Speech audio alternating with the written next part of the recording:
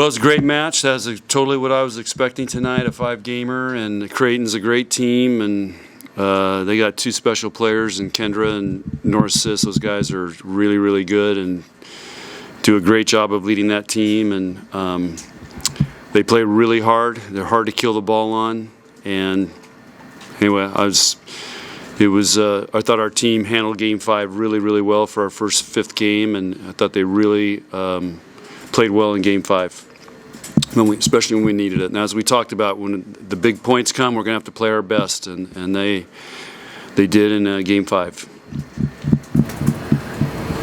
When you assess Game 5, it felt like the place was just stunned after 4. How did you restart the engines? I don't. They do that. So, when you lose a 33-31, you lose that. It takes a lot out of you, because it's just like, we had 4 swings to win it and couldn't put it away.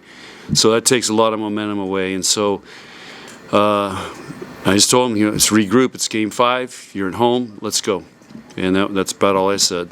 But they found a way to play really, really well, and thought. There were still some great rallies in Game 5. It was really hard in Game 5. Were you surprised how well the team did with Laney in the front row in that 3rd set? Yeah, I was surprised. I was having flashbacks to Oregon when who do we have up there? Maisie, yeah. But they were telling me not to sub, but I really thought we were going to win it. We had a couple rotations. I just thought we had 2 swings to win it with her in the back row, and then we didn't get it done, so lesson learned. But they still, here's what I told them. I said, you guys, we just did that because I just wanted you to have some memories from this game that you'll talk about for a while. So Laney will be talking about that for a couple weeks. Your offensive balance in this match, how key was that to winning? I haven't even looked at the stats yet, but do we have good balance? Yeah. 16, 15, 15, 14. Yeah, that's pretty good. And I always challenge Bergen before, let's be balanced tonight. And she set a great game tonight.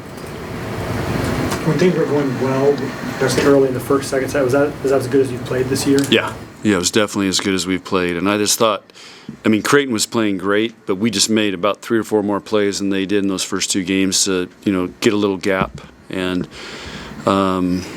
I thought our serving was pretty good, and I thought our block was touching a lot of balls. And then, as you saw in Game 4, we weren't touching anything. They're just bouncing balls on us, and maybe they got their confidence after bouncing on Laney. But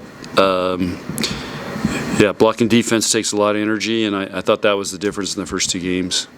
You mentioned after your last match that you felt like your medals could be more involved offensively.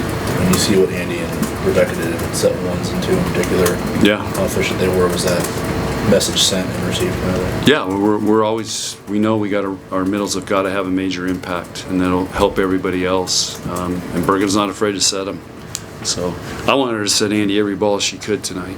So I thought Andy was doing some really nice things. How do you feel that Olivia handled being a target of Creighton's serve? Great. She's got ice veins. Yeah, nothing phases her. She did really well tonight. Yeah, they were targeting her, and they got after Harper a little bit, but I thought our passing was pretty good tonight. Final questions for Coach? How big was that 5th set? It really felt like Devaney took it up a notch too. How much did that help you all kind of get things back going? It helps a ton. That's the great thing about being at home and having this crowd. It's worth a couple points. What they say in football, home field's worth a field goal. It's worth at least 3 points in a Game 5. And our crowd was great the whole match till Game 4. I think they took a break to get ready for Game 5. But I thought, the crowd. My ears are ringing. And that doesn't happen that often here, but my ears are ringing right now, so it was loud. How were Sis and Martin able to terminate the way at the level they were able to, especially late in 3 and 4 to kind of get? Yeah, they just move it around, and they got a million shots. They're really hard to defend because they tip, they roll, they hit off the block. I mean, those two are really solid players. I mean, North Sis is as good as any left side we've seen this year, and that I can remember in a long time. I mean, they're not even catching the touches. And they won 4 challenges hitting off our block, like micro touches. I mean, that's hard to do. We didn't have any of those. But that is high level skill right there.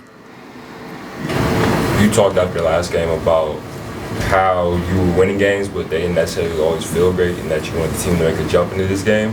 Do you think they made that jump tonight? Yeah. They've been waiting for this match, for a match like this, and we got a whole lot more coming up. So I think this one is, if it's almost like, they were up for this one tonight. All right, thank you. Okay, guys, thanks.